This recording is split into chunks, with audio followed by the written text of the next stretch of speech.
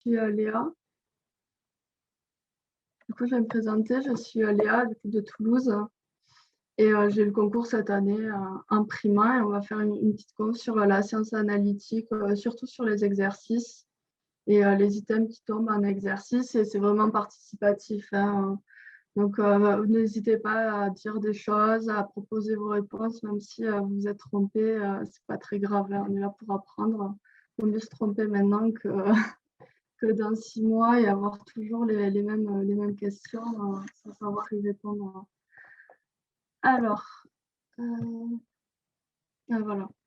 Alors, la science ANA au concours, c'est 8 items et c'est les premiers items de la section 1.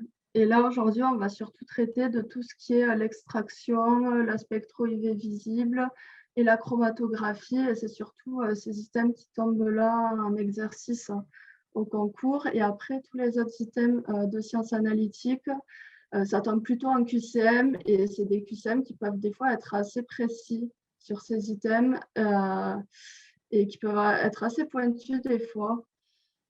Donc, moi, je trouve qu'ils sont assez compliqués au concours, les items de sciences analytiques. Et ça tombe, il y a au moins il y a un QCM minimum de sciences ana tous les ans. Et après, un exercice aussi, ça tombe quasiment tous les ans. Et les exercices, c'est pas mal d'applications de formules et de réflexion. Donc, c'est vraiment à ne pas faire une impasse sur la science ana au concours. Alors, quoi retenir en priorité en sciences ana au concours, c'est surtout les formules. Les formules, c'est quoi? C'est indispensable de les connaître pour le concours avec les conditions d'application, leurs unités et dans quel contexte on peut appliquer telle ou telle formule. Et ensuite, ça va être plus pour les QCM, les principes des machines, les phénomènes qui y sont impliqués. Et moi, je vous conseille de surtout s'entraîner aux exercices à fond. Vous en faites tout le temps. C'est à peu près le même type d'exercices qui reviennent. Là, pour la conf, c'est vraiment des exercices à ce type. C'est de l'application de formules, un peu de raisonnement et normalement, ça devrait le faire. Alors là, j'ai mis quelques petits QCM sur la spectro et l'extraction. Donc, je crois qu'on va commencer par le premier QCM. C'était le numéro 47 de 2019. Et il y a la réponse. Et du coup, j'aimerais bien que vous participiez. Je ne sais pas si je vous lis l'item et vous me dites si c'est vrai ou faux, ou si vous avez la conf devant vous et que vous me dites les réponses que vous avez livrées. C'est comme vous voulez.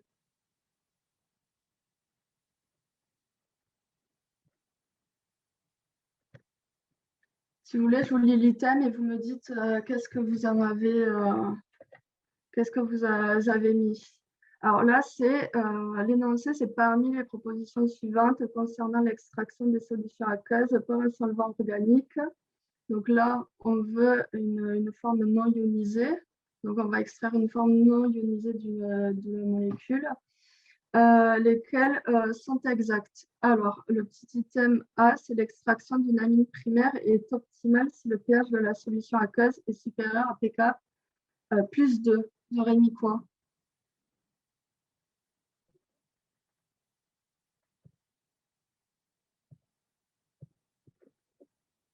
Alors, Vrai. vous aurez mis vrai? Ouais, c'est ça. C'est vrai.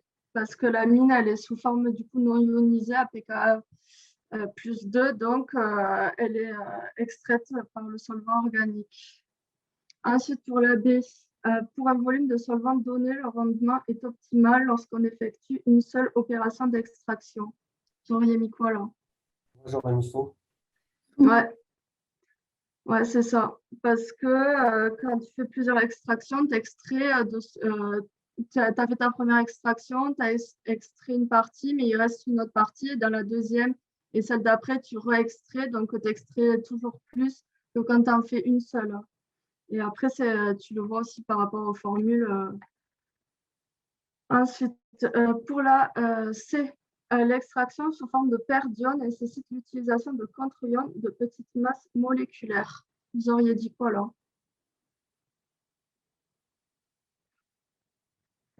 Est-ce que déjà vous savez qu'est-ce que c'est une extraction sous forme de paire d'ions? Non. Non. Alors, du coup, je vais vous expliquer. En gros, on veut extraire une molécule qui est ionisée. Donc, on va mettre dans cette solution un contre-ion. Donc, c'est ça le principe. En gros, on va mettre un contre-ion de cette molécule. Donc là, ça va former un complexe qui va être neutre et on va pouvoir l'extraire avec un solvant organique. Et c'est ça l'extraction sous forme de paire d'ions. Donc, en fait, cette molécule, ce contre-ion, on le veut assez gros pour former un complexe assez stable avec la molécule qu'on veut extraire. Donc là, l'item C, il est faux parce qu'on ne veut pas un contre-ion de petite masse moléculaire, mais un contre-ion d'une assez grosse masse moléculaire. Et on le veut aussi de caractère hydrophobe et assez stable comme complexe pour pouvoir avoir une bonne extraction. Ensuite, l'AD, le coefficient de partage d'un composé organique sans fonction acido-basique entre deux solvants non miscibles et indépendant des volumes des solvants utilisés. Pour vous, c'est quoi? C'est vrai ou c'est faux? J'aurais dit vrai. Ouais, c'est ça, c'est vrai. C'est vrai, parce que le coefficient de partage, c'est une constante qui est thermodynamique et elle est dépendante de la température et de la solubilité des solvants. Et du coup, indépendante des volumes des solvants qui sont utilisés. Ensuite, pour le E, le rendement de l'extraction des métaux sous forme de chélates métalliques dépend du pH. J'aurais dit quoi là?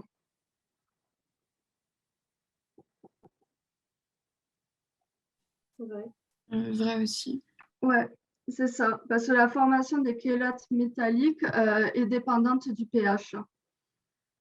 Ça, c'est en chimie des solutions. Vous allez voir tout ce qui est complexométrie. Bon, c'est un chapitre un peu compliqué, mais ça dépend du pH. Donc, du coup, c'est vrai. Ensuite, l'autre QCM, c'est le numéro 43 de 2014. Et lui, c'est sur la loi de Beer-Lambert. Alors, parmi les propositions suivantes concernant les conditions de validité de la loi de Beer-Lambert, quelles sont celles qui sont exactes? Le petit a, c'est la solution soumise à mesure doit être limpide. Pour vous, c'est vrai ou c'est faux? C'est vrai. Ouais. Est-ce que vous pouvez me citer les autres conditions de validité de la loi de Beer-Lambert, si vous les connaissez?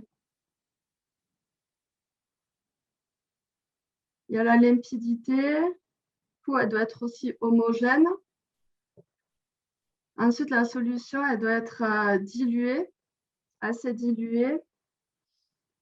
On utilise un faisceau monochromatique et on doit avoir une molécule qui est stable en solution quand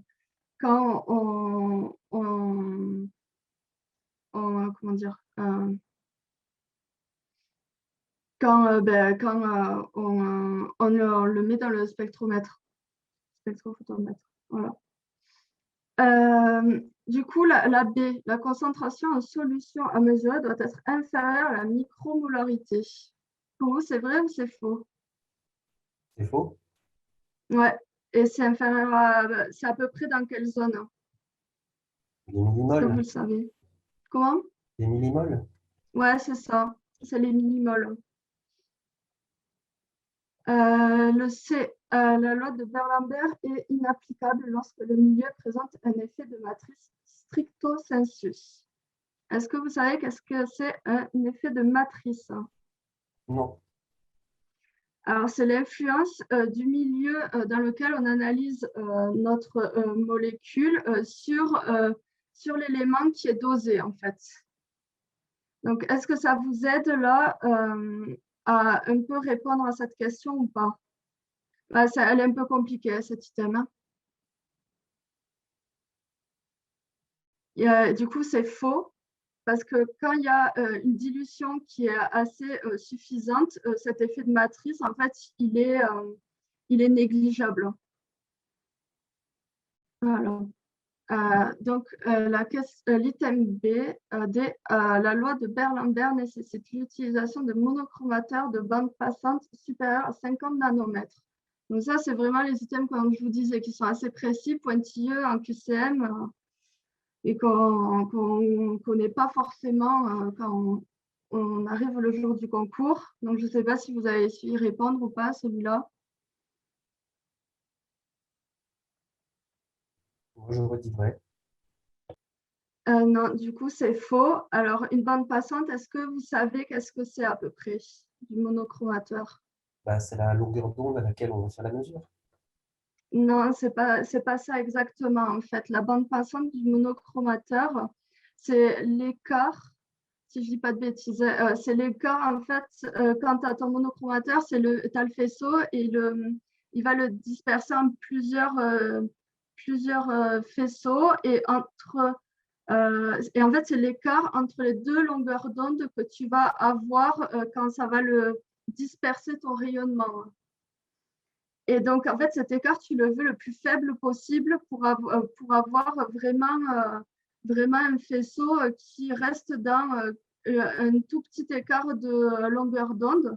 Donc, en fait, ça va de 5 nanomètres pour les moins précis à voire 0,1 nanomètre. Et même là, j'ai lu avant la conf qu'il y avait les plus précis et les plus récents, ça allait jusqu'à même du 0,05 nanomètres.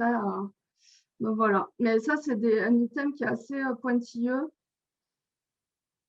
C'est des choses comme ça que des fois, on peut retrouver en QCM. Et ensuite, pour l'item E, la loi de Beer-Lambert est additive. Et là, vous aurez dit quoi? Ouais. Ouais, c'est ça, c'est vrai.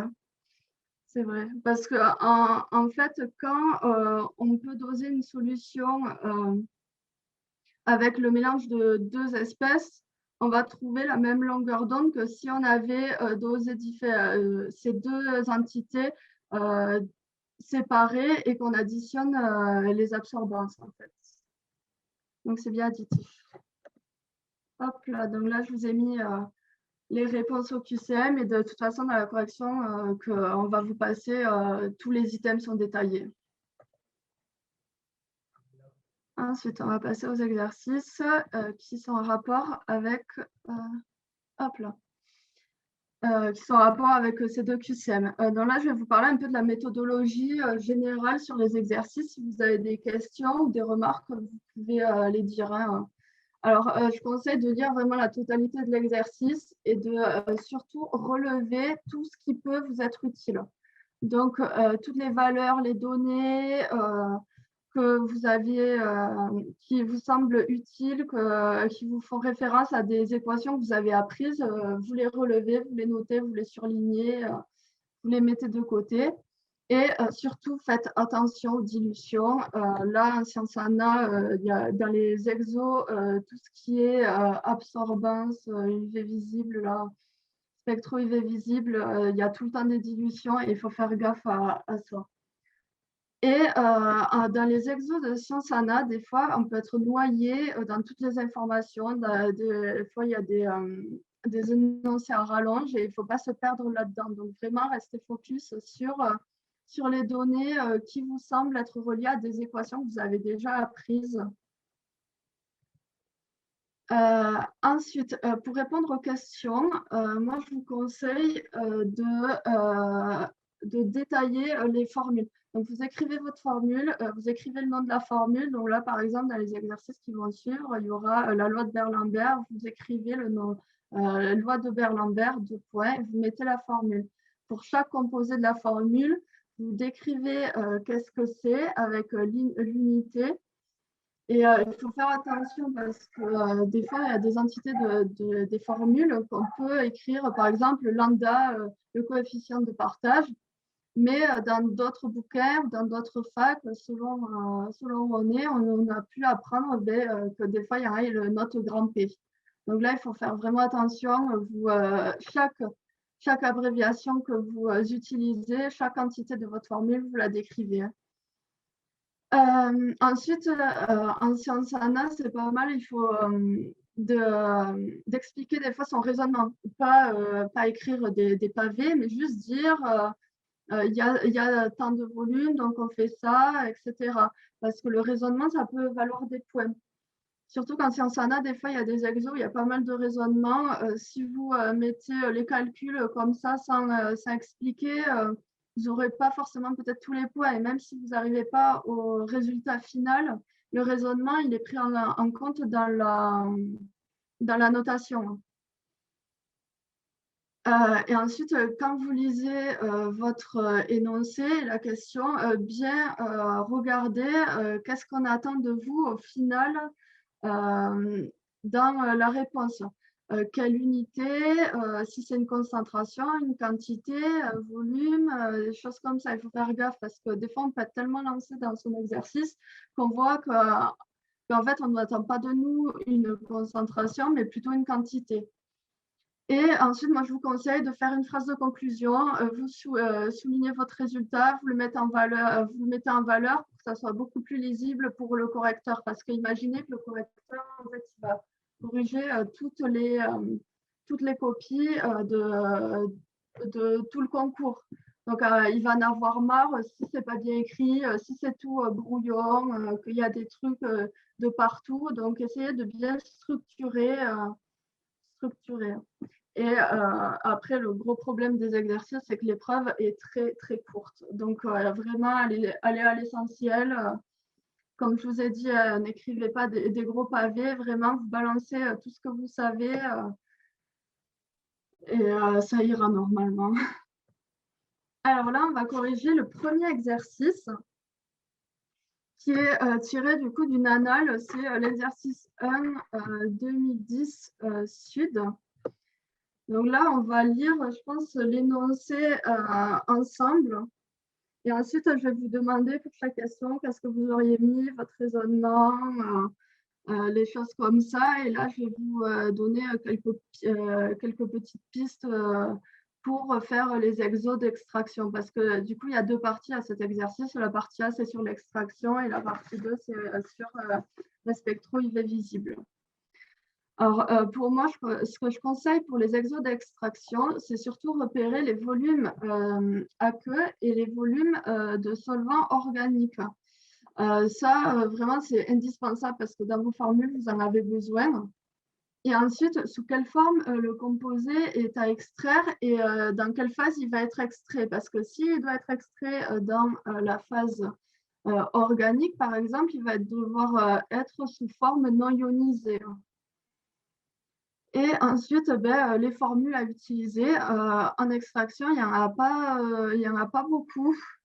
Donc, c'est surtout de faire ce travail de soit on a un coefficient de partage, on doit trouver une quantité, ou l'inverse, on a des quantités extraites et on va trouver un coefficient de partage. Donc, c'est savoir faire le raisonnement dans les deux sens. Donc là, l'énoncé, c'était on va doser de la pénicilline, c'est un acide faible, dans une solution injectable titrant à 1000 UI par millilitre. Donc là, on a la concentration 1000 UI par millilitre. On extrait 10 ml de solution. Donc là, les 10 ml de solution, c'est le volume aqueux et par de l'acétate d'amyle. L'acétate d'amyle, c'est un solvant organique. Après acidification, donc l'acidification, on l'a mis dans un pH acide, donc un acide faible, il est du coup sous forme non ionisée, COOH, et sans variation de volume. Donc on a toujours nos 10 ml de solution de volume aqueux. Alors là, on nous donne un coefficient de partage d'acétate d'amyle eau de la pénicilline qui est à 15,0. Alors, donc là, j'ai noté, moi, toutes les informations importantes que j'ai recueillies et tout le raisonnement que j'ai eu en lisant l'énoncé. Et donc, la première question, c'est calculer la quantité de pénicilline restante en phase aqueuse ainsi Donc là, on nous demande une quantité. Donc, ça sera des unités, mais pas des unités par millilitre du coup. Restant en phase aqueuse, ainsi, donc là, c'est la quantité en plus dans la phase aqueuse, ainsi que la quantité de pénicilline extraite, donc ils veulent les deux, et le rendement de l'extraction si on utilise un volume d'acétate d'amyle de 1 ml. Donc là, on nous donne le volume organique qui est de 1 ml. Donc là, dans cette question, il y a plusieurs questions en une.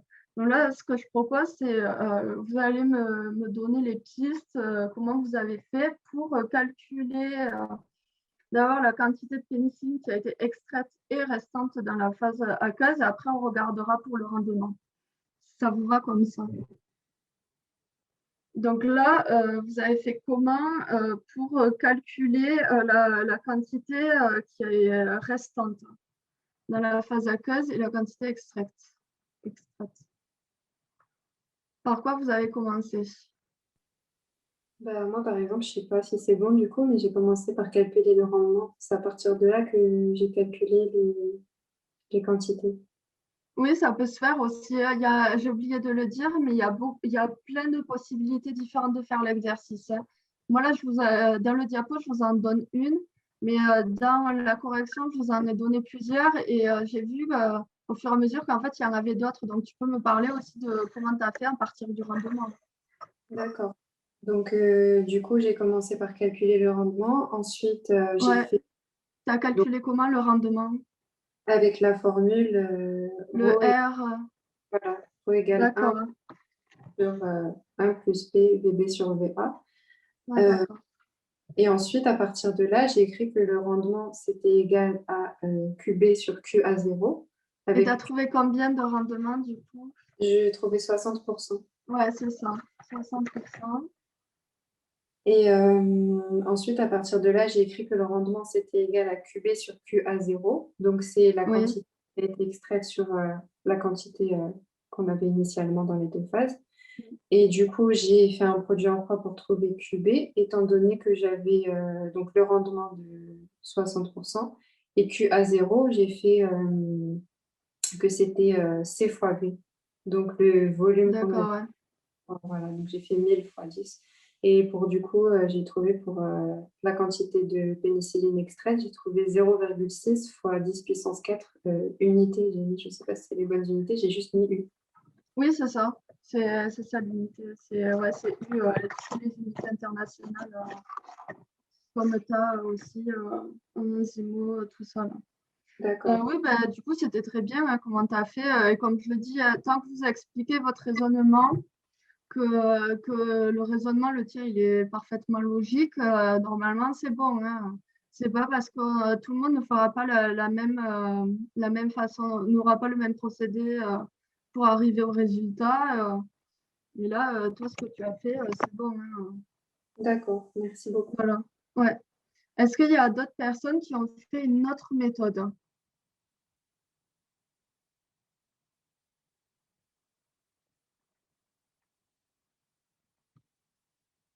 Non, pas forcément. Sinon, je vais vous montrer, moi, ma méthode.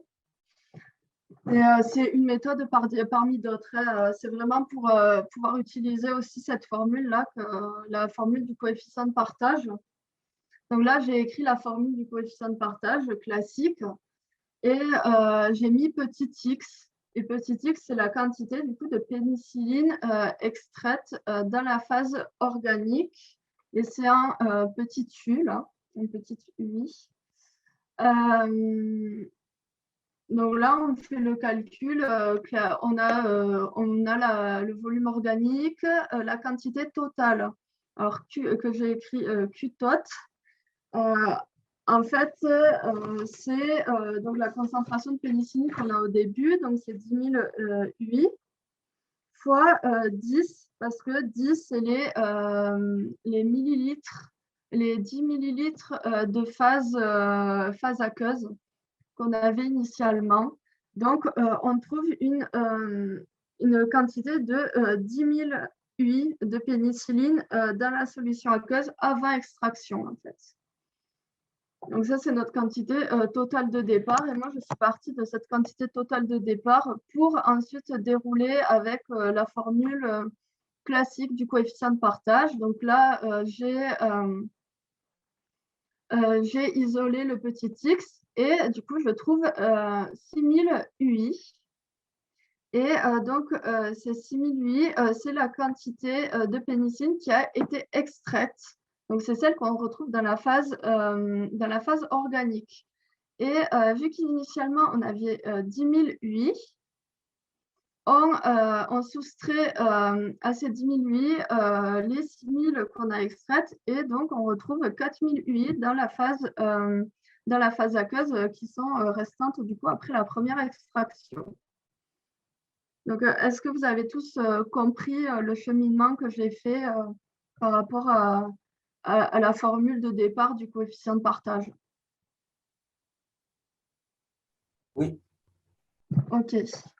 Après, comme je vous ai dit, il y a d'autres méthodes. Par exemple, dans la correction de l'anal du CNG, il faisait avec une autre formule qui est le coefficient de partage relatif aux quantités. Parce que là, j'ai utilisé la formule générale, mais il y a aussi une formule qui est relative à la quantité. Si vous voulez, je peux vous mettre la correction là, vous partagez la correction si vous voulez la voir. Sinon, on vous passera la correction et c'est comme vous voulez. Si ça vous intéresse de voir aussi comment le CNG, eux, ils ont corrigé.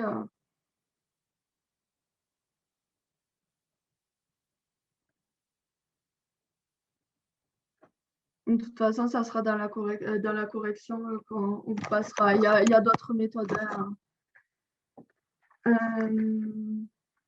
Ensuite, on nous demandait le calcul du rendement. Donc, tout à l'heure, tu nous as dit avec la formule là, qui est classique, la formule classique du rendement. Mais on peut aussi utiliser une autre méthode quand on a calculé en premier du coup, nos quantités.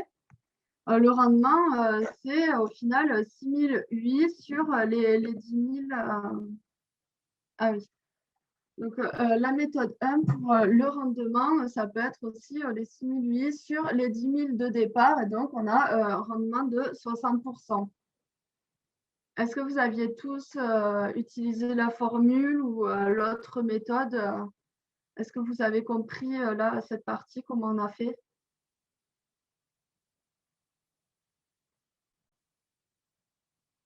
Si vous avez des questions, n'hésitez pas. Hein. j'avais utilisé la formule moi aussi. D'accord, ouais. Ben, moi, je vous conseille si vous commencez par utiliser la formule, l'utilisez parce que ça va beaucoup plus vite. Comme ça, vous avez rempli vos termes de la formule et ensuite, s'il y a d'autres questions qui utilisent la formule, là, par exemple, la question 2, après de cet exercice, on peut réutiliser non, la question 2 ou 3. La question 3, on réutilise une formule de rendement et comme ça, vous n'avez pas à réécrire les termes. Mais après, ça, c'est vous qui voyez.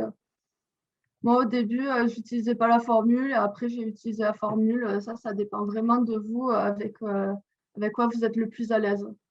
Et c'est surtout si vous êtes le plus à l'aise avec une certaine méthode et qui vous fait gagner du temps. Ensuite, pour la question 2, je ne sais pas s'il y en a qui l'ont faite, qu'est-ce que vous avez trouvé comme résultat, si vous avez fait le même raisonnement. Du coup, la question 2, c'est qu'en serait-il si on utilisait 10 millilitres d'acétate d'amyle? Donc là, c'est la même question que la question 1, sauf que le volume organique, là, maintenant, il est passé à 10 millilitres. Donc, qu'est-ce que vous avez trouvé comme résultat si vous l'avez fait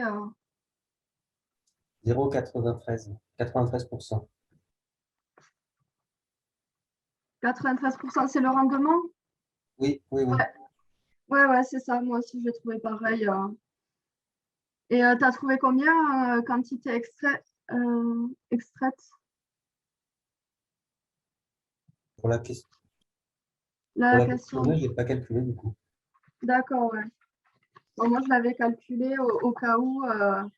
Du coup, on a On a extrait 9375 UI. La question 2, et en fait, du coup, c'est la même méthode que pour la question 1. Donc là, vous embêtez pas à réécrire, en écrivant la formule, à redéfinir les termes, parce que vous l'avez déjà défini dans la question 1, donc là, ça va beaucoup plus vite. Donc voilà, c'est la même technique que vous avez utilisée pour la question 1, mais avec un volume organique différent.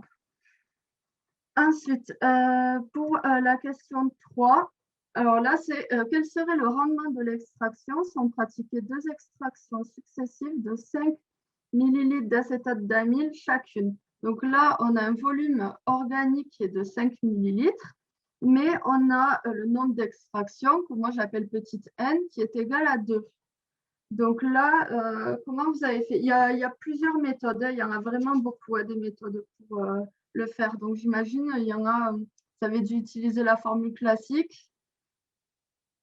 Peut-être qu'il y en a d'autres qui ont pu utiliser d'autres façons de faire.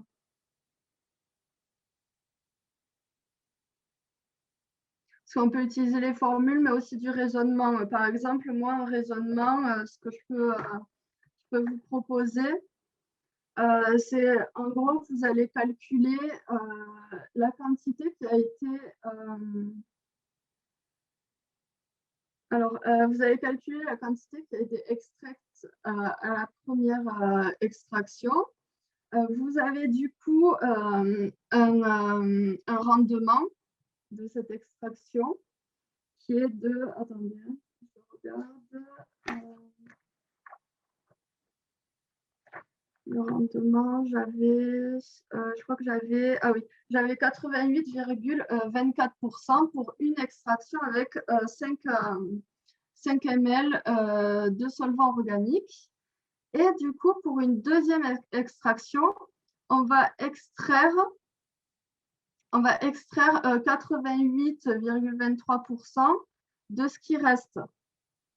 Donc, on va extraire, en gros, ça va être, on va faire 1 moins les 0,8824. Et ça, c'est la quantité qui nous reste après la première extraction dans la phase aqueuse. Et de cette quantité, on va la multiplier par le rendement d'une extraction. Et là, on aura ensuite la quantité qu'on a réextrait pour une deuxième extraction. Et là, de cette quantité, de ce pourcentage qu'on aura extrait, on va pouvoir l'additionner avec les 88,24%. Et là, on aura le pourcentage total. Mais ça, c'est vraiment une technique, c'est du raisonnement. De toute façon, vous l'aurez dans la correction détaillée, si vous voulez, si elle vous intéresse, de faire de cette façon-là. Là, c'est vraiment, on n'apprend pas une formule, c'est que du raisonnement. Et ce qui peut être plus embêtant, c'est quand on a plus de 3 extractions, ça peut être un peu long à faire. Donc voilà. Et sinon, moi, je vous conseille quand même d'apprendre la formule, ça peut servir, la formule de l'extraction. Et c'est beaucoup plus rapide, surtout qu'on n'a pas vraiment le temps. Les exercices, ça va très vite. On a une vingtaine de minutes par exercice à peu près. Donc c'est assez courant. Alors là, je crois que voilà, j'avais mis la technique classique avec le R. Et donc, au bout de 2 extractions, on retrouve 98,62%. Voilà. Donc là, on a fini avec l'extraction. Est-ce que vous avez des questions? Est-ce qu'il y a des zones d'ombre par rapport à tout ça? Est-ce que vous avez des questions par rapport à ce qui se fait les autres exos du concours? Un peu, qu'est-ce qu'il y a? Ou est-ce que c'est bon pour vous? Vous avez compris comment ça fonctionnait? Moi, j'ai une petite question. Oui. Si par exemple, on raisonne avec un schéma, est-ce qu'on peut l'écrire, enfin, est-ce qu'on doit l'écrire sur la feuille ou est-ce qu'on peut le laisser sur le brouillon? Ça dépend. Si ton schéma il est assez clair, tu peux. Moi, je pense que tu peux le mettre. Ça coûte rien de toute façon. D'accord, merci. Parce que tant que tu montres que tu as une réflexion, que tu as eu un raisonnement, je pense que les profs sont OK pour un schéma. Hein. Tant qu'il est clair, c'est surtout qu'il est clair et que tu détailles toutes tes entités de tes formules, toutes tes abréviations. Moi, je pense que ça peut passer. Après, quand même, tu peux faire des phrases, tu peux faire des phrases aussi pour surtout les résultats ou certaines grosses étapes. Ok, je pense par exemple à un schéma comme tu as fait toi là sur la diapo. Ah Donc, oui, donc, merci. d'accord. Donc là, du coup, on va parler de la partie B. Et la partie B, du coup, elle est sur la spectrum UV visible. Et là, je vais vous donner quelques astuces, quelques façons de faire. Attends, je retrouve, ah, voilà. Hop là. Donc là, c'est un exercice assez classique d'UV visible. Aussi, en général, ils sont assez classiques. À tous les exos de Sciences Ana, il n'y a pas trop de choses qui sortent un peu de ce qui a déjà été fait. Alors, moi, je vais vous donner des petits tips pour les exos de chromatographie. Moi, je me fais tout le temps un schéma. Parce que je trouve que c'est plus facile pour s'y retrouver, pour savoir où on en est, pour ne pas se perdre dans toutes les valeurs qu'on nous donne et surtout les dilutions et les unités, mais surtout les dilutions. Ça, vous pouvez vous le fluoter, vous l'entourer. Surtout ne pas oublier la dilution s'il y en a une. Et ensuite, surtout aussi bien lire l'énoncé pour savoir en quelle unité ils veulent que vous donniez le résultat. Alors là, ce que je propose, c'est que je vais lire l'énoncé et je vais vous commenter en même temps comment j'ai construit le schéma et comment je vais raisonner par la suite, comment j'ai pu raisonner ensuite dans ma correction pour cet exo. Alors, ils nous disent que pour contrôler la teneur en principe actif Z, donc là, on a Z dans un lot de comprimés de teneur théorique 100 mg. Donc là, on nous dit que dans un comprimé, on a normalement 100 mg de Z. Donc ça, c'est la valeur théorique. Et là, il faut se dire que peut-être on aura une question sur est-ce que le lot il est conforme ou pas. On adopte le protocole suivant. Donc là, moi, c'est à partir de là où je commence à construire mon schéma. On prélève 10 comprimés. Donc là, j'ai mis 10 comprimés de Z que l'on pèse. Donc là, 10 comprimés, c'est égal à 3,056 grammes. On les pulvérise. Donc ça veut dire qu'ils en font de la poudre et ils prennent 0,2980 grammes de poudre. Donc, cette poudre, ils la prennent, ils la mettent dans une fiole jaugée de 100 ml. Ils rajoutent 75 d'eau, 5 d'acide chlorhydrique, ils agitent et ils complètent à 100 ml. Donc ça, les 75 d'eau et les 5 d'acide chlorhydrique, bon, on s'en fiche un peu. Nous, ce qui nous intéresse, c'est de savoir qu'ils ont mis ces 0,2980 grammes, ils ont mis dans un total de 100 ml. Et ces 100 ml, c'est ce qu'on appelle la solution A. Donc la solution A, c'est égal à tant de grammes de poudre dans 100 ml. Ensuite, ils prennent 1 millilitre de la solution A, ils ajoutent de l'acide chlorhydrique et ils complètent à 100 millilitres. Donc là, ils ont mis 1 millilitre et ils l'ont mis dans une fiole jaugée de 100 millilitres qu'ils ont complété. Donc là, on a une dilution au 1 centième. Donc là, important, on se note la dilution au 1 centième. Et ça, cette solution A qui est diluée au 1 centième, c'est la solution B. Et cette solution B, c'est celle-là qu'on va mesurer l'absorbance. Et l'absorbance, elle est mesurée à 316 nanomètres, OK, dans une cuve de 1 cm. Donc moi, là, ça me fait, dans ma formule de Berlambert, j'ai mon petit L qui est la longueur de la cuve. Et du coup, mon petit L, il est égal à 1 cm. Donc ça, il faut faire attention parce que je crois que dans une annale, j'avais vu qu'une fois, ils avaient mis 0,5 cm, un truc comme ça. Donc, ce n'est pas tout le temps 1 cm. Alors, petite, l'absorbance mesurée est de 0,225. Donc là, ils ont une absorbance, donc grand A, qui est égale à 0,225. Et là, ils nous demandent la teneur moyenne en milligrammes de Z. Donc là, on veut un résultat en milligrammes de 1 comprimé. Donc là, il faut se rappeler qu'au début de notre schéma, on a fait tout ça, là, tout ce qu'on a mesuré, c'était pour 10 comprimés. Donc à la fin, il va falloir qu'on divise par 10. Ensuite, on nous donne le coefficient d'absorption molaire. Donc ça, moi, je le mets petit e dans la formule de Beer-Lambert, c'est mon petit e, qui est égal à 4580 litres par mol par centimètre. Et on a la masse molaire de Z. Donc ça va nous être utile quand on va vouloir notre résultat en milligrammes, qui est de 206,2 grammes par mol. Et donc là, comment vous avez fait? Par quelle étape vous êtes passé? Là aussi, il y a plusieurs façons de faire. Hein.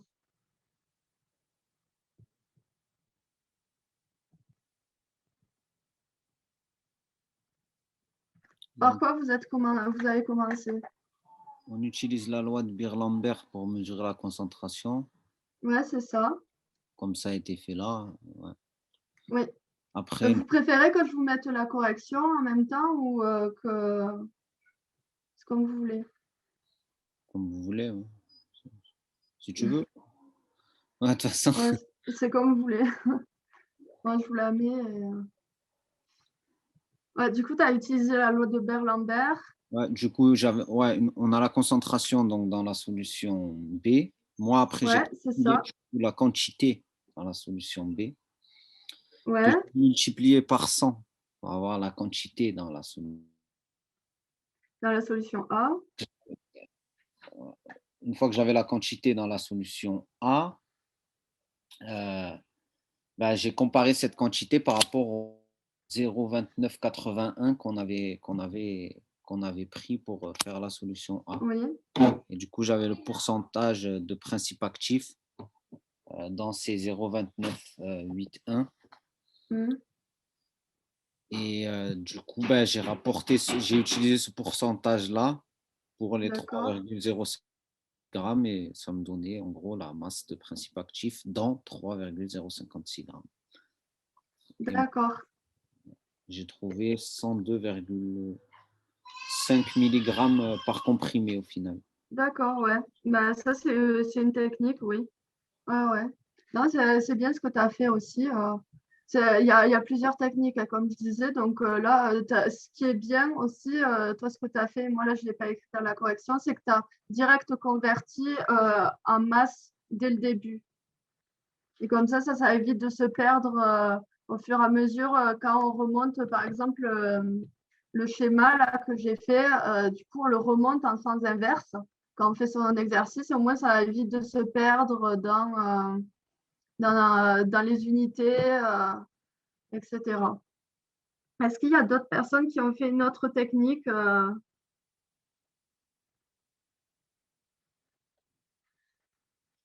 qui veulent partager? Moi, j'ai fait un peu différemment de toi, mais on obtient à peu près le même résultat.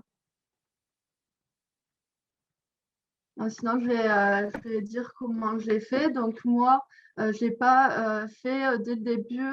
J'ai fait la loi de Beer-Lambert, j'ai eu la concentration dans la solution B. Et moi, je n'ai pas converti dès le début, mais j'aurais pu le faire en grammes. Donc, il y a eu une dilution 1 centième, donc j'ai multiplié par 100. Donc, j'ai la concentration dans la solution A.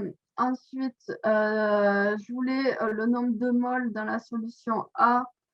Donc, j'ai multiplié par le volume. Ensuite, j'ai cherché la masse qu'il y avait dans la solution A.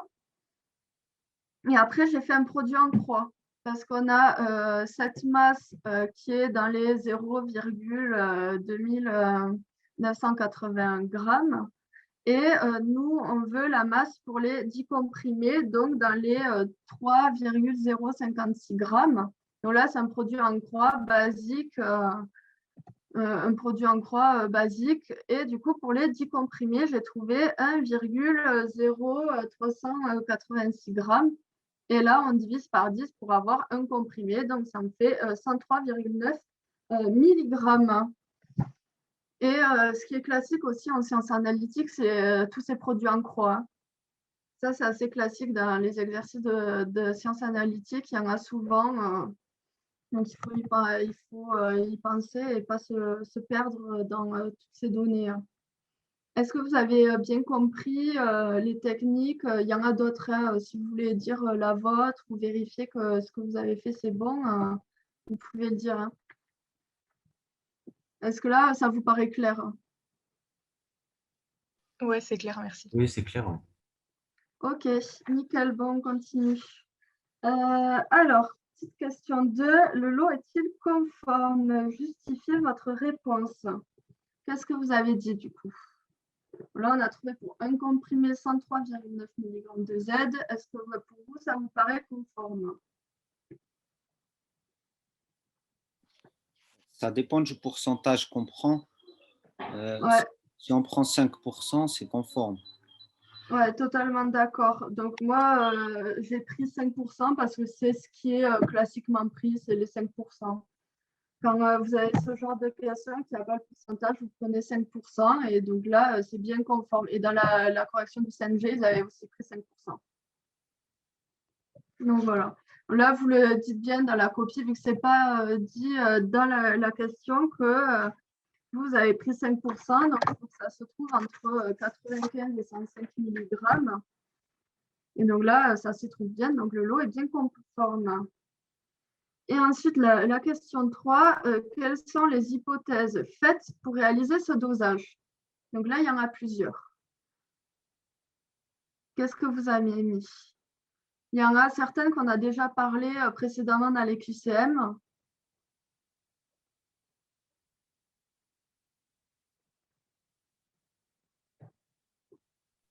Que la solution soit limpide, Ouais. que le médicament soit bien dissous dans la solution.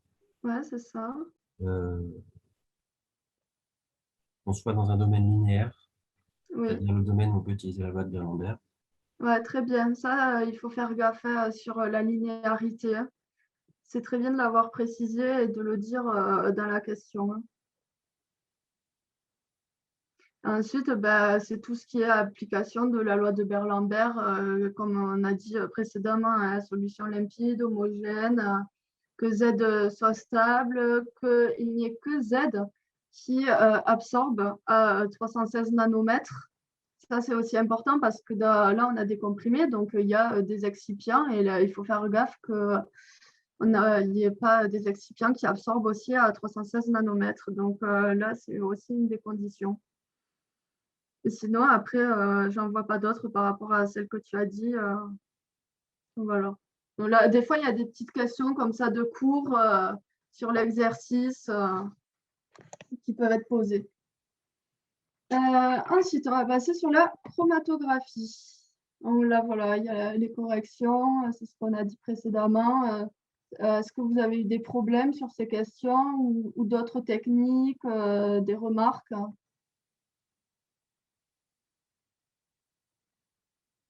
Je passe à la suite. Hop là. Sur la chromatographie, alors j'avais mis 2 petits QCM sur la chromato. Bon, c'était pas sur tous les types de chromatographie parce que sinon ça allait faire beaucoup.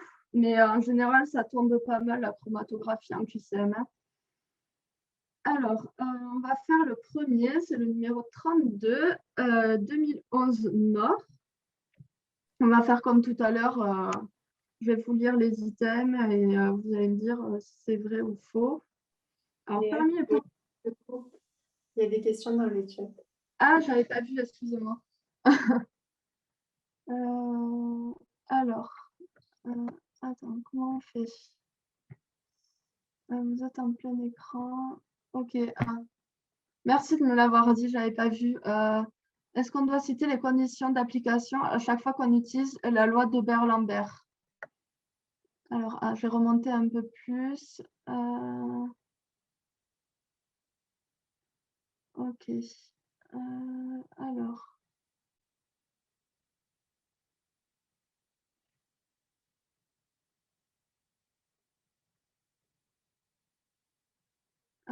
Ok.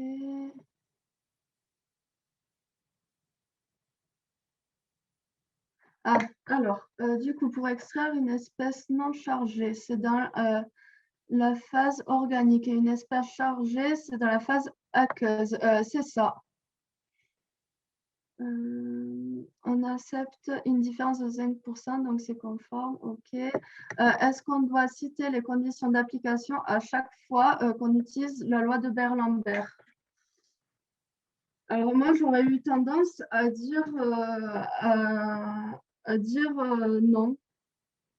Mais ça, je suis vraiment pas sûre parce que je trouve que, en fait, dans l'énoncé, des fois, c'est dit que la solution, elle est limpide. Mais après, tu peux le mettre si tu as le temps. Mais je pense que je ne sais pas si tu auras forcément le temps de dire toutes les conditions de Berlambert. Mais après, c'est toujours un plus. Mais c'est vrai que dans les annales, jamais, dans les corrections du CNG, ils ne la mettent pas, mais et ça peut faire toujours un plus sur ta copie, mais si tu as le temps. Après, c'est vrai que la loi de Berlambert, en général, s'ils font la chromatographie, en fait, c'est qu'elles sont respectées. S'ils passent leur échantillon dans le spectro, c'est que c'est respecté. Donc, j'aurais dit pas forcément, mais après, tu peux toujours les mettre si tu as le temps. Ça fait toujours des points. Hein. Voilà, je ne sais pas si j'ai bien répondu à ta question, mais c'est vrai que les corrections du CNG, il n'y a pas tout décrit donc, non plus, et ce n'est pas les corrections officielles. Hein. Les corrections officielles, on ne les a pas. Donc, c'est un peu prof dépendant aussi, les corrections. Je ne sais pas si ça, vous le savez, mais c'est très prof dépendant. Donc, il y en a, ils valoriseront beaucoup plus la réflexion que les résultats, et d'autres, c'est beaucoup plus les résultats, et la correction et la réflexion sera beaucoup moins valorisée. Du coup, sur les QCM, sur la chromatographie, on en était... Alors, on était parmi les propositions suivantes. Concernant les méthodes chromatographiques, quelles et ou au pluriel sont exactes? Alors, petit a, le spectrophotomètre UV visible est un détecteur utilisé en chromatographie gazeuse. Qu'est-ce que vous auriez dit là, sur cet item? Faux, ouais, c'est ça. Est-ce que vous pouvez me citer des détecteurs qui sont utilisés en chromatographie gazeuse? Les spectros de masse. Spectro de masse, ouais, sinon il y en a d'autres. Mais c'est l'item B. Sinon, on peut faire l'item B, et ça, c'est vraiment le détecteur universel. Alors, l'item B, c'est le cataromètre, est un détecteur universel de la chromatographie en phase gazeuse. Du coup, j'ai un peu répondu à votre place, mais ça, c'est vrai, et ça tombe très souvent, le cataromètre. Le cataromètre, sinon, c'est appelé détecteur conductibilité thermique. Et ça, c'est vraiment à savoir parce que ça tombe des fois dans les QCM de l'internat. Et c'est vrai que si on n'a jamais vu ce nom de détecteur, ça peut un peu déconcerter. Mais en général, à l'internat, relié chromatographie gazeuse avec cataromètre comme détecteur. Ensuite, l'item C, la chromatographie d'échange d'ions sur résine carboxylique est influencée par le pH de la phase mobile. Vous auriez dit quoi là? Moi, j'aurais dit vrai. Ouais, c'est ça, c'est vrai. Ben, c'est un peu le principe des chromatographies d'échange d'ions, parce que ça dépend du pH et en plus, les résines carboxyliques, c'est des échangeuses de cations. Voilà. Mais c'est vraiment le principe des chromatographies, ça d'échange d'ions, hein. En général, on fait pour tout ce qui est acide aminé, hein, avec, je ne sais pas si vous voyez, tout ce qui est pHI, et selon le pH, comment il est ionisé, certains acides aminés sont plus ou moins élués.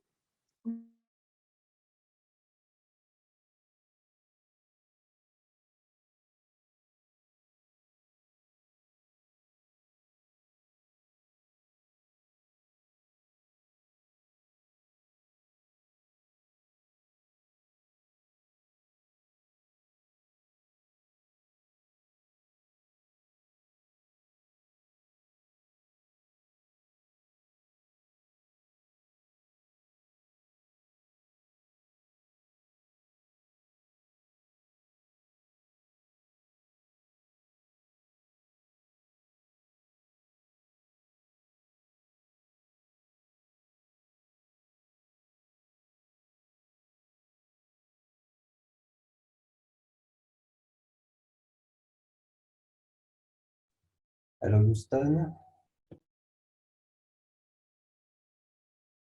Il y a un problème. oui, on n'entend plus rien. Je crois que Léa a une déco.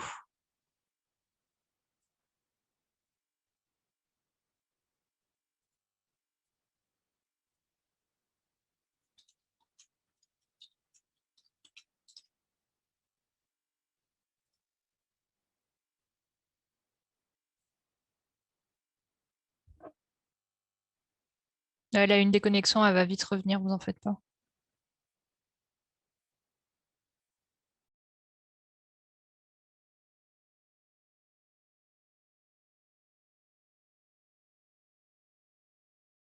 Pyrénées, c'est un peu compliqué. Donc du coup, on vient de terminer les QCM. Je te laisse reprendre la main pour les exos. Ok. Je ne sais pas si vous me voyez ou pas, parce que là, je suis depuis mon téléphone.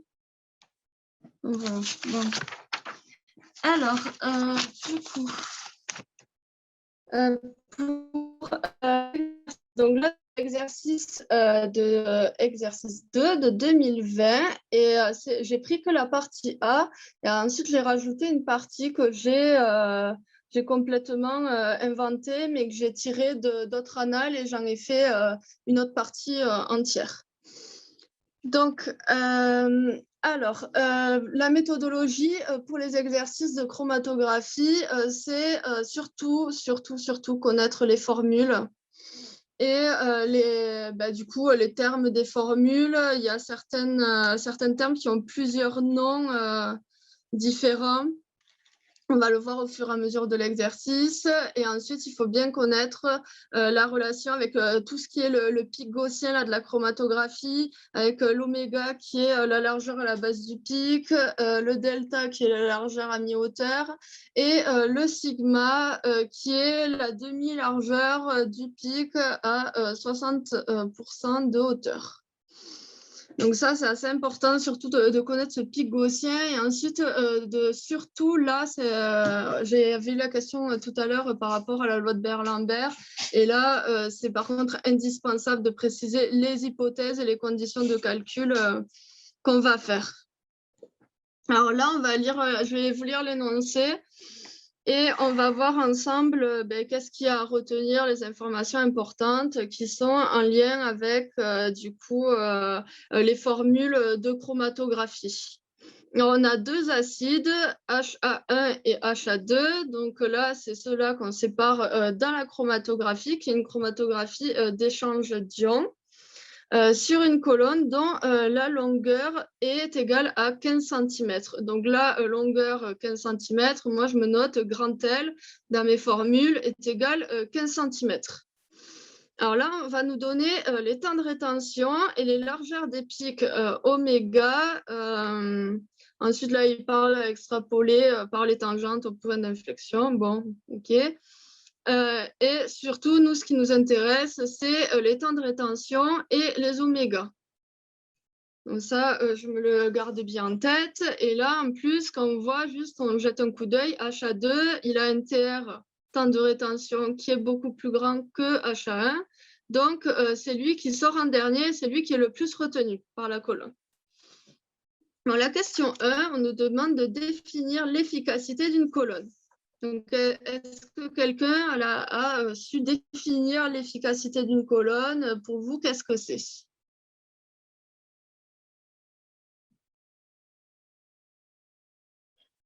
Pas le nombre de plateaux théoriques? Ouais, très bien, c'est ça. C'est ça. Donc là, c'est ce que je vous disais en méthodologie, la capacité à séparer des substances. Oui, c'est ça, Maëlys. Donc là, c'est ce que je vous disais dans la méthodologie, c'est que quelque chose peut avoir que plusieurs termes peuvent être égaux à la même chose. Donc là, l'efficacité d'une colonne, c'est égal au nombre de plateaux et c'est égal, moi je l'écris grand N. Donc là, il faut faire attention de ne pas se faire piéger là-dessus, de bien apprendre tous les noms d'une même entité.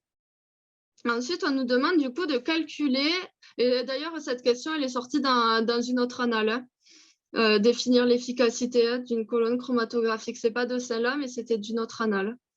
Calculer pour le composé le plus retenu. Donc là, quand on a lu l'énoncé, on a vu que le composé le plus retenu, c'était HA2. Donc, on nous demande de calculer le nombre de plateaux théoriques de la colonne. Donc, c'est ce qu'on a défini avant, c'est l'efficacité. Et la hauteur équivalente d'un plateau théorique. Et là, en plus, ils sont gentils parce qu'ils nous disent préciser dans quelles conditions ces calculs peuvent être réalisés. Alors, pour vous, quelles sont les conditions de calcul pour calculer ce qu'on nous demande? On est un pic gaussien? Ouais, très bien, c'est ça. C'est ça. On est dans une condition où les pics sont supposés gaussiens. Ensuite, comment vous avez calculé le nombre de plateaux théoriques? Ou combien vous avez trouvé?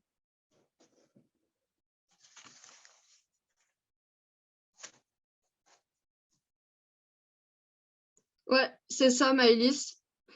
Et tu as utilisé, j'imagine, la formule classique avec n est égal 16 fois le temps de rétention sur oméga et cette fraction, on le met, ouais, c'est ça. Oui, avec la formule classique, ouais. Et cette fraction, on la met au carré. Donc voilà, on trouve 3600 plateaux. Et ensuite, comment vous calculez du coup la hauteur équivalente d'un plateau théorique? Donc ça, dans l'énoncé, il y a une valeur qu'on a retenue précédemment. C'était la longueur de la colonne. Donc, comment avec les plateaux et la longueur, on trouve, ou sinon, combien vous avez trouvé par le calcul? Ouais, c'est ça, Gaëlle. Ouais, c'est ça, c'est ça la formule, c'est L sur N. Donc, c'est votre longueur de la colonne sur N, votre nombre de plateaux théoriques. Et là, moi, je crois que j'avais trouvé 0,042 mm. Et surtout, ouais, c'est à peu près ça, ouais. De toute façon, on arrondit à peu près, c'est ça. Et qu'est-ce que je voulais vous dire? Ah oui, et surtout, mettez bien les unités. Hein. C'est important parce que si vous n'avez pas d'unité, on vous comptera pas le résultat. Si vous mettez juste là, par exemple, 0,042 et sans unité, on ne vous donnera pas les points pour le résultat. Hein. Donc voilà, là, c'est la correction de la question 1. C'est vraiment la chromatographie de l'application de formule. Hein. Il faut... Comment? J'ai une question, excuse-moi. Oui, oui, vas-y. Pourquoi est-ce que tu n'as pas fait dans le calcul 16 fois 5 sur 0,3 le tout au carré? Enfin, en fait, je ne l'ai pas fait avec le même... tu as pris HA1 hein? Ouais, j'ai pris l'autre composé en fait. Parce que dans ta question, on te demande pour le composé le plus retenu. Hein. Ah, d'accord. Donc, le composé le plus retenu, ça va être HA2 parce qu'il a un temps de rétention qui est supérieur à ton HA1. Ah, Et d'accord. c'est ça tout le piège de la question, je trouve, parce qu'il faut bien lire tous les termes et bien les prendre en considération parce qu'on peut vite se tromper, hein. Moi, la première fois que j'ai fait l'anal, j'ai fait la même erreur que toi, hein. Ah ouais. J'ai lu comme ça et j'ai fait avec HA1. Et en fait, non, c'était avec le composé le plus retenu. Donc Ok, voilà. merci. Du coup, question 2. Quel paramètre permet d'évaluer la séparation entre les deux composés HA1 et HA2? Qu'est-ce que vous auriez dit là? Qu'est-ce que vous auriez répondu? La résolution. Ouais, c'est ça. Et pour toi, c'est quoi à peu près la valeur de la résolution pour que deux composés soient bien séparés? 1,5. Ouais, c'est ça. Il faut que ton R, ta résolution, elle soit supérieure à 1,5. Donc voilà, moi, c'est là, quand le jour du concours, j'aurais mixé la résolution et que pour une bonne résolution, il faut que R soit supérieur à 1,5. Comme ça, tu montres que tu sais des choses et tu bourres tout ce que tu peux mettre dans ta question que tu connais, hein. Ensuite, calculer et interpréter la valeur de ce paramètre. Donc là, on nous demande de calculer R. Donc, par quoi vous allez commencer? Est-ce que vous mettriez les conditions de calcul? Et si oui, quelles conditions vous mettriez dans la question?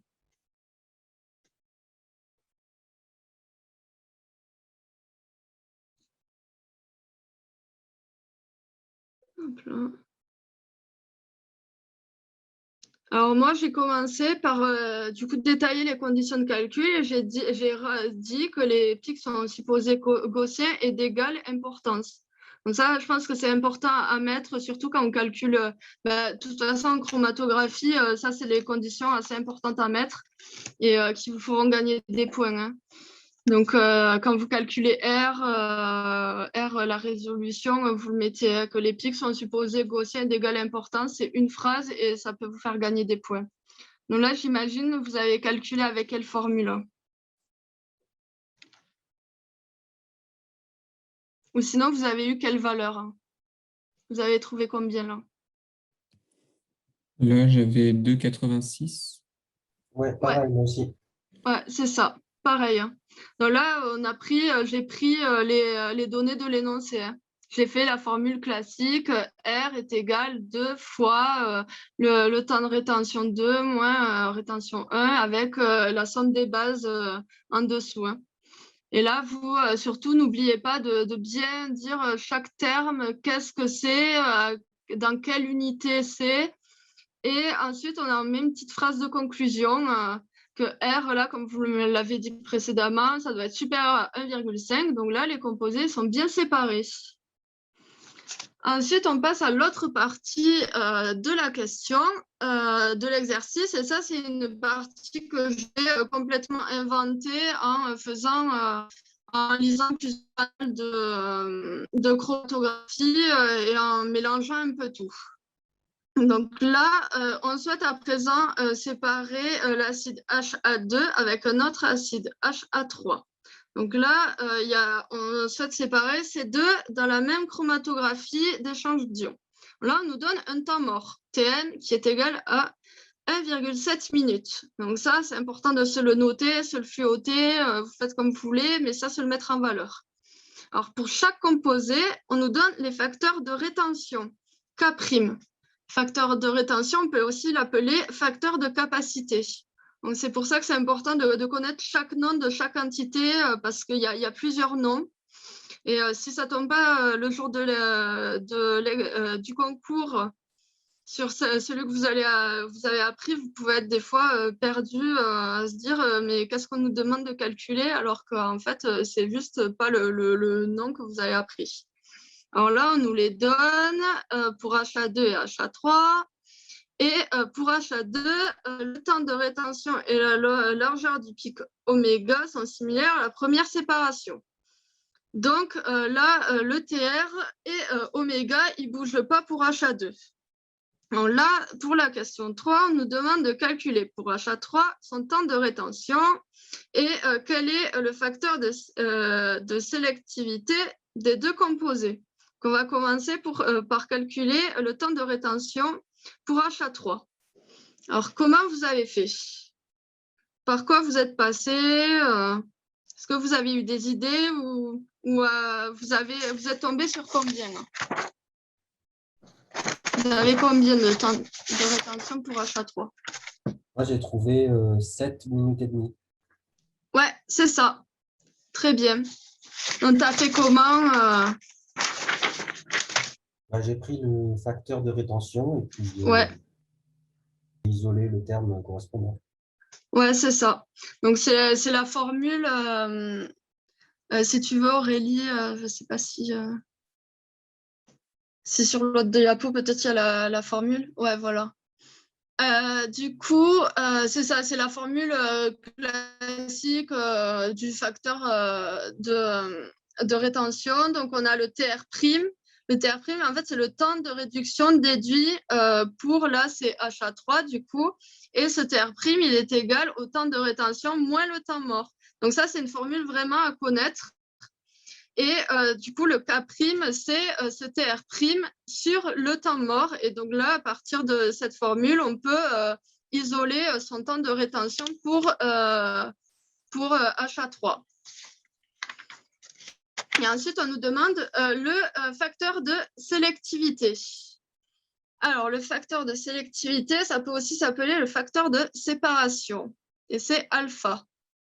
Donc là, alpha, il est égal à 1,35. Et c'est du coup les deux facteurs de rétention en fraction. Donc là, c'est sur celui qui est élevé le plus tard, sur celui qui est élevé le plus tôt, et on trouve le facteur de sélectivité. Alors, il faut faire attention parce que le facteur de sélectivité, ça n'équivaut pas vraiment au facteur à la résolution. C'est pas la résolution, ça évalue vraiment la séparation, et le facteur de sélectivité, en fait, ça donne une idée un peu, mais c'est pas précis.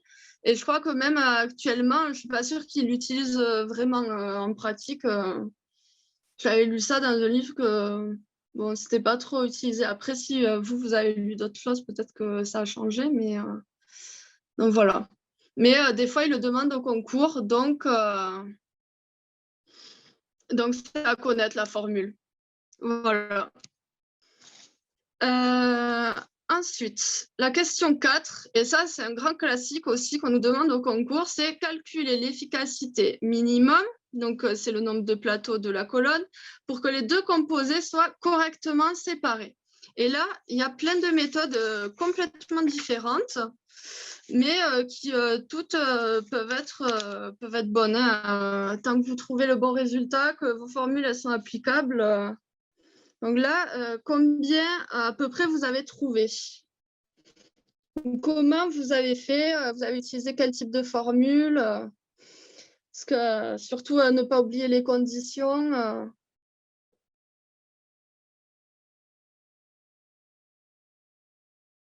Alors,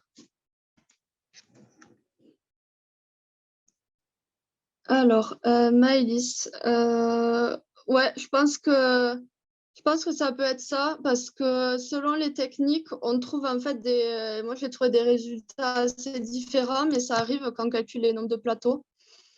Donc j'ai trouvé moi 725 plateaux, donc ça peut être ça.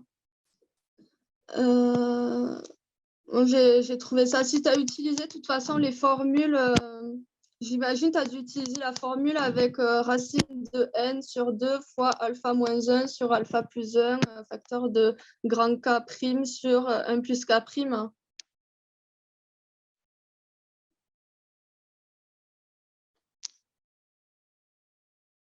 Il y en a plusieurs formules qu'on peut utiliser. Je regarde. Pas tout à fait, mais presque. Celle où il y a... attends, il y en a une autre, sinon avec le alpha moins 1 sur alpha, avec les petits K' là. avec 1 sur plus K'.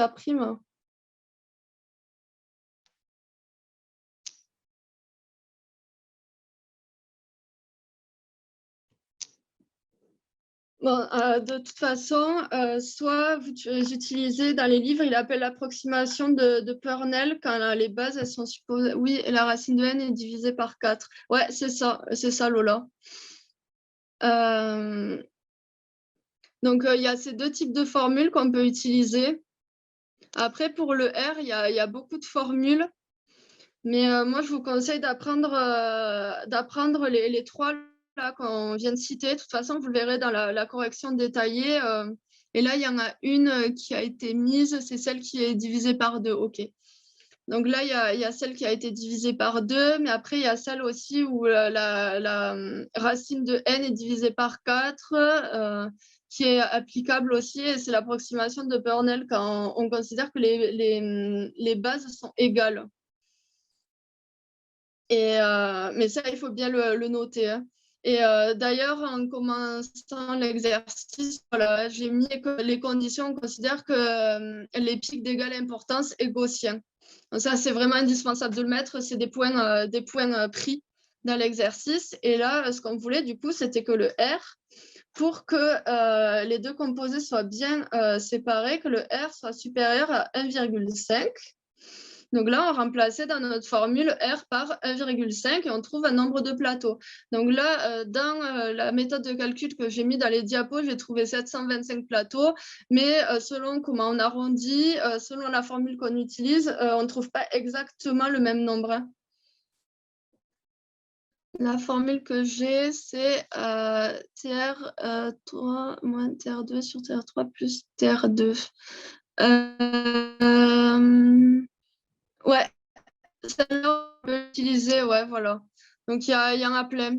Il y en a plein de formules de R. Et tant que, de toute façon, elle est utilisable, ta formule, tu peux le faire. Hein.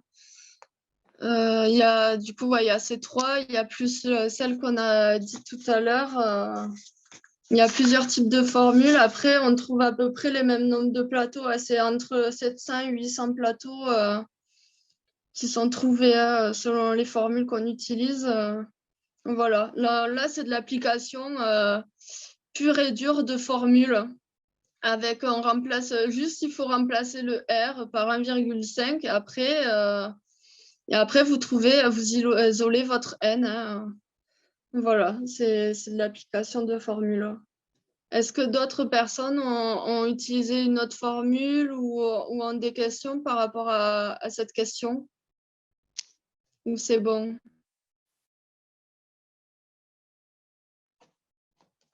Si c'est OK, on va passer à la dernière question du coup. Hop là, je regarde dans le chat. Non, c'est bon. Alors, du coup, la question 5, ça aussi, c'était tiré complètement d'une annale, une autre annale. Quelle est la vitesse de déplacement de la phase mobile? Donc ça, c'est aussi application de formule. Vraiment, c'est vraiment de l'application de formule avec les données de l'exercice. Combien vous avez trouvé?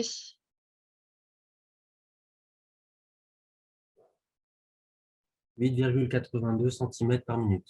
Ouais, très bien, c'est ça. C'est ça. Donc, on fait la longueur de la colonne. Donc là, il fallait se souvenir que c'était la même colonne, donc revenir au tout début et se souvenir que c'était 15 cm sur le temps mort. Donc là, on nous le donnait dans la deuxième partie et voilà, et on trouve 8,82 cm par minute moins 1. Donc voilà. Ben, c'est bon. On a fini tous les exercices. Si vous avez des questions ou des choses à demander par rapport aux exos de Sciences Ana, voilà, on n'a pas du tout traité les autres items de Sciences Ana, mais qui ne tombent pas forcément en exercice et qui sont plutôt en QCM. Mais après, on les traitera sûrement dans une autre conf de Sciences Ana sur ces QCM-là spécifiquement. En tout cas, merci parce que c'était vraiment utile. D'accord, ouais, ben, là, c'était le but. J'ai fait vraiment des trucs très type concours. C'est vraiment la spectro, l'extraction, c'est plus de la réflexion avec les formules qu'on connaît, mais franchement, la chromatographie, c'est de l'application un peu bête des formules. Hein. J'avais une question. Oui, Merci déjà. Merci. Et par rapport à l'efficacité minimale de la colonne, oui. ça correspond à quoi théoriquement? Attends, c'est-à-dire par rapport c'est en fait tu veux savoir en gros c'est ton nombre de plateaux, il faut le voir un peu comme des petits sauts, comme moi je le vois dans ma tête comme des petites marches, et en gros tes molécules il faut qu'il y ait plus il y a de marches, en gros plus elles vont être séparées. Et pour que tes molécules elles soient bien séparées, il faut que tes deux pics, du coup, ils ne soient pas reliés ensemble. Donc, tu dois avoir une résolution, ça se traduit mathématiquement par ta résolution qui est supérieure à 1,5. Donc, ton nombre de plateaux, là, tes petites marches, il faut qu'il y en ait suffisamment pour que ta résolution elle soit supérieure à 1,5. Donc, il faut un nombre de plateaux minimum. Et plus tu augmentes tes plateaux, plus tu augmentes tes marches, plus l'analyse elle sera longue, mais mieux ça sera séparé. Je ne sais pas si tu vois ce que je veux dire ou si c'était ça la réponse à ta question. Et du coup, il faut un nombre minimum pour qu'il y ait cette bonne séparation. Et après, tu peux monter avec des nombres de plateaux beaucoup plus hauts. Et là, tu auras la séparation qui sera toujours nickel parce que ton R il sera toujours supérieur à 1,5. Mais ça prendra plus de temps, ton analyse. Voilà. Est-ce que c'était ça ta question? Est-ce que ça a bien répondu? C'est le nombre de plateaux minimum, si j'ai bien compris, pour avoir une résolution de 1,5. Ouais, c'est ça. Si on avait changé la valeur de la résolution, du coup, ouais, le nombre de plateaux aurait changé aussi. Oui, c'est ça. Mais du coup, là, vu qu'on veut que nos deux pics ils soient bien résolus, donc qu'ils soient bien séparés, que nos deux molécules elles soient bien séparées en sortie de la colonne, tu veux que ton R, ta résolution, elle soit toujours supérieure à 1,5. D'accord. Voilà. Merci. Merci.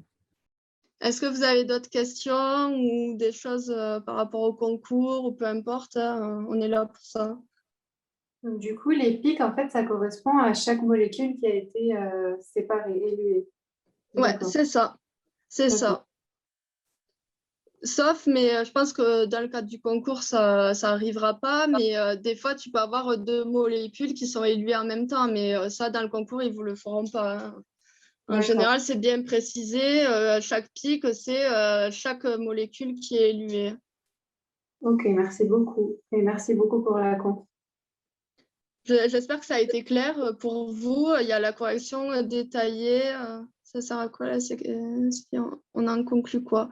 La sélectivité, c'est... en fait, la sélectivité, du coup, c'est pour préciser les positions relatives entre tes deux pics. Mais comme je l'ai dit tout à l'heure, en fait, on ne l'utilise pas vraiment du coup en pratique parce que la résolution, elle est vraiment là pour voir la résolution. En fait, c'est beaucoup plus précis que ta sélectivité. Et en fait, la sélectivité, ça voit à peu près la position entre tes deux pics, mais par contre, je ne connais pas la valeur qu'il faut y avoir pour qu'il y ait deux pics qui soient bien distincts. En fait, c'est pas de ce que j'ai lu dans des livres de sciences, c'est qu'en fait, c'était vraiment pas utilisé en pratique et qu'on n'utilisait que la résolution parce que c'était pas précis.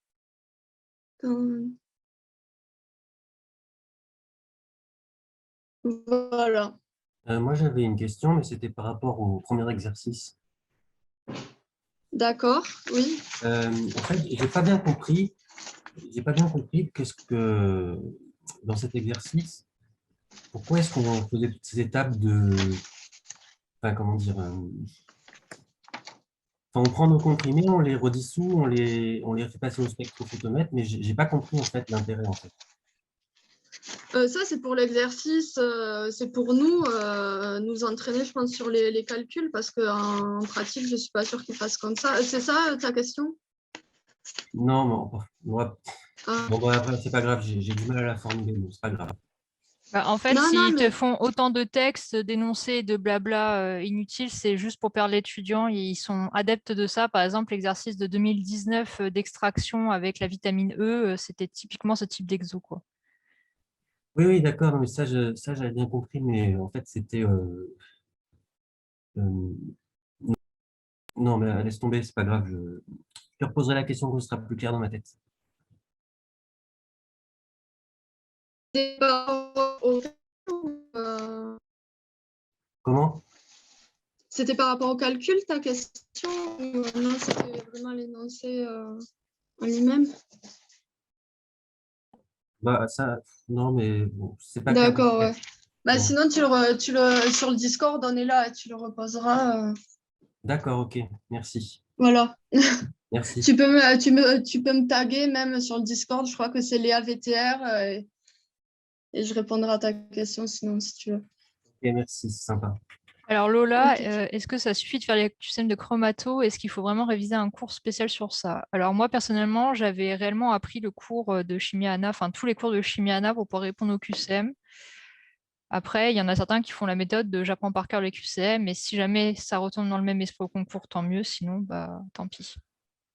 Ouais, mais moi, je suis de ton avis, Aurélie, et je pense qu'il ne faut pas sous-estimer les QCM de 1 Bah au moi aussi, concours. parce que franchement, Ils sont c'est des assez QCM compliqués, où les ouais. gens vont pas les réviser forcément, donc du coup, Non, ça peut être des points gagnés vraiment gratuitement si tu connais les cours. ouais, Après, c'est pareil, ça. c'est comme tout, si jamais tu n'as vraiment pas le temps, bah il faut mieux réviser un autre chapitre plutôt que d'apprendre par cœur des cours de chimie ANA, quoi. Et vous utilisiez quoi comme support pour la partie cours de chimie, Anna? Moi, j'utilisais le moniteur, tome 1. C'est la seule fois où le moniteur m'a été utile. Moi, j'ai utilisé, mais c'est très spécifique et c'est très détaillé, mais c'est un livre que de sciences analytiques que j'avais pris à la BU. Je ne Et sais pas plus comment il analyse chimique? s'appelle. Ouais, analyse chimique. Et je crois que j'ai une vieille édition en plus. Mais il ne faut pas tout lire. Mais je trouve qu'il est bien parce que tu as toutes les informations au moins. Ouais, Mais, ok. mais moi, je faisais les C'est un bon QCM méthode. avec ça. Et ça m'a beaucoup aidé. Bah, merci pour tous ces tuyaux, en tout cas. D'accord. Ouais. Après, c'est vrai que la chromatographie, c'est bien, surtout toutes les méthodes de Sciences Ana, au moins maîtriser la méthode globale et pourquoi on l'a fait. Hein. Quelles sont les conditions d'utilisation, pour quel type d'échantillon, comment on appelle ça, les détecteurs. Ça tourne surtout beaucoup autour des détecteurs où, par exemple, voilà, ça sort de la conférence sur les items qu'on a fait, mais sur les lampes, les choses comme ça pour tout ce qui est SAA, les trucs comme ça. Et surtout, moi, je pense qu'il ne faut pas les sous-estimer parce que j'ai eu beaucoup de mal à m'y mettre en Sciences Ana sur les QCM et après, j'ai regretté parce que je l'ai fait à la toute fin. Alors, j'aurais pu réviser d'autres choses que la Sciences Ana à 2 semaines du concours. Donc, voilà. Je ne sais pas si vous avez d'autres questions. Moi, c'est bon. Ok. J'espère que ça a été clair. Ouais, Aurélie? Du coup, la semaine prochaine, je reprends les conférences avec le VIH et ses traitements. Donc, comme d'habitude, je vais vous préparer le drive avec la conf à préparer. Et je vous ai fait un superbe cours sur le VIH entièrement détaillé, compilation entre le Pili et le Deboec au niveau des données, Oh, j'ai hâte de voir ça. tout en Ah, couleur et tout, avec des schémas. Oh, c'est super alléchant.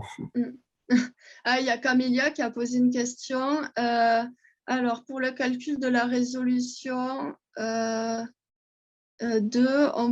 question 2, on pourrait utiliser racine de n fois TRB moins TRA sur TRB plus TRA ou pas possible car n était différent entre les deux molécules.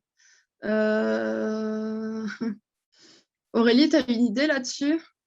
Non, il faut avouer que moi, Ouais. la résolution, j'avais appris les 3 ou 4 formules et j'appliquais vrai. celles que je me souvenais plus ou moins et avec Ouais. celles avec lesquelles j'avais les données surtout. Parce que dans certains exos, en fait, tu es vraiment obligé d'utiliser celles que Camélia a données parce que tu n'as aucune autre Oui. donnée. Par contre, dans d'autres, comme tu as tous les facteurs, etc., j'utilisais la formule complète, Ouais, entre mais guillemets. moi, je suis comme toi. Et tu vois, là, dans cet exo, par exemple, je ne l'ai pas utilisé parce que est-ce que les 2N étaient différents entre les deux molécules? On ne sait pas trop, quoi. Du coup, je préférais utiliser les autres formules où on est sûr de pouvoir les appliquer que celle-là où on n'est pas vraiment sûr de l'appliquer. Mais Je c'est vrai crois- que c'est assez compliqué, je trouve, les formules de résolution. Il y en a beaucoup. Ouais, et en tout, moi, j'en ai 1, 2, 3, 4 différentes. Ouais. Ouais. Et d'ailleurs, ceux qui utilisent les fiches de synthèse que je fais, il y a toutes les formules de la résolution qui sont marquées dessus.